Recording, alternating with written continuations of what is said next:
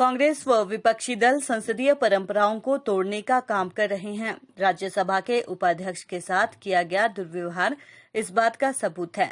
इस दिन को जहां देश में किसानों की खुशहाली लाने के लिए जाना जाएगा, वहीं विपक्षी दलों द्वारा संसद के मर्यादा को तोड़ने के लिए भी याद रखा जाएगा। भाजपा के प्रदेश मुख्य प्रवक्ता रणधीर शर्मा ने बिलासपुर में आयोजित प्रेस वार्ता में कहा कि किसान विधेयक के नाम पर विपक्षी दल लोगों को गुमराह कर रहे हैं। उन्होंने कहा कि अपनी राजनीतिक स्वार्थ पूर्ति के लिए देश के लोगों को भ्रमित किया जा रहा है।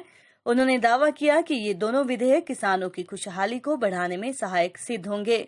उन्होंने इसे प्रधानमंत्री नरेंद्र मोदी द्वारा देश के किसानों की साल 2022 में आय दोगुनी करने के लिए उठाया गया ठोस कदम करार दिया है।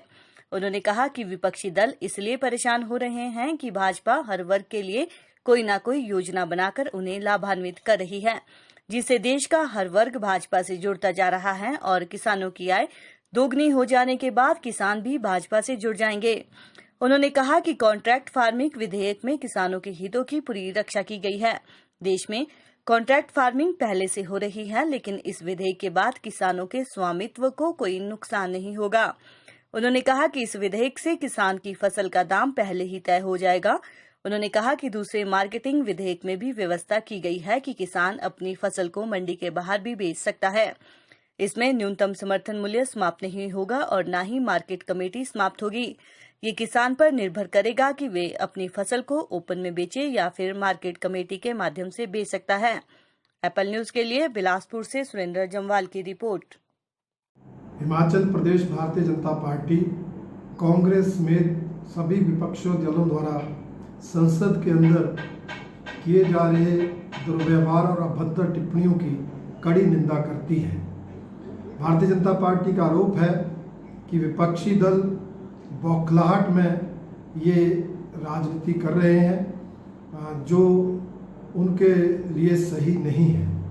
जो दोनों विधेयक अभी संसद से पारित हुए हैं वो किसानों के हित में है। उनसे किसानों की आमदन बढ़ेगी, किसान खुशहाल होंगे, समृद्ध होंगे।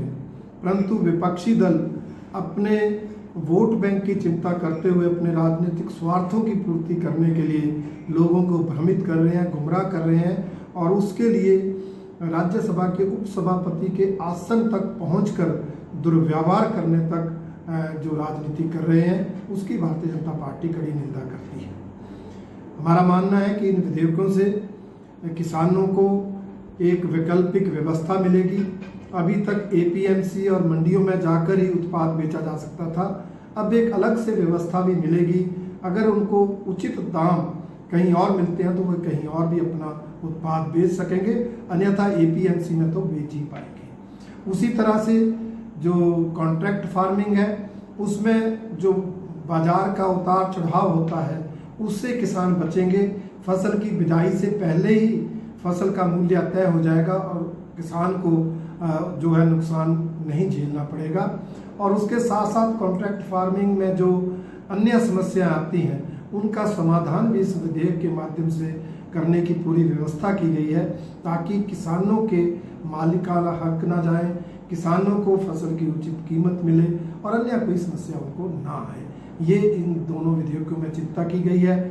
मिनिमम सपोर्ट प्राइस वो पहले की तरह निर्धारित होते रहेंगे, ये हमारे कृषि मंत्री जी ने स्पष्ट किया है।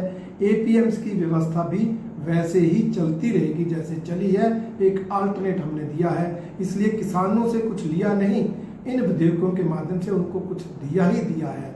इसलिए विपक्ष का जो विरोध है ये एक नौटंकी है जिसकी भारतीय जनता पार्टी भर्त्सना करती है।